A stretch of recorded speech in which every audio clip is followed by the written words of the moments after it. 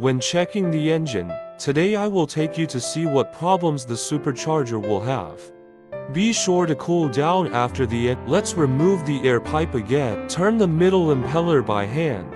The impeller normally has a small clear and can rotate smoothly. Turn, it means we take it down now. Things go wrong and can rotate smoothly. We remove the supercharger. If it's exhaust side or if there is a lot of oil leaking from that means let's open it up now, and supercharger screws are too tight on this engine, and to take the compressor apart first.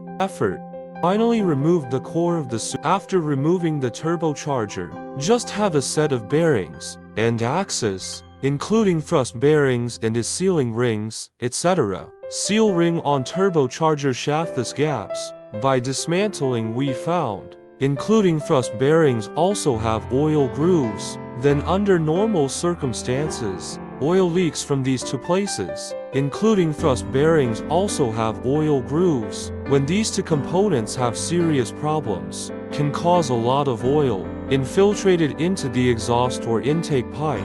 It will also cause oil burning. When the shaft and bearing clearance is too large, can cause interference between turbine blades and casing. Insufficient supercharger boost pressure.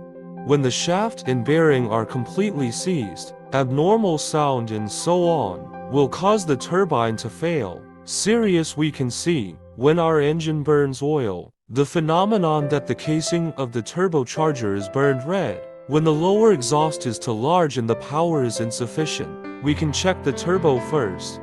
To prevent misjudgment, when our engine burns oil, excessive lower exhaust, low motivation, we can check the turbo first. To prevent misjudgment,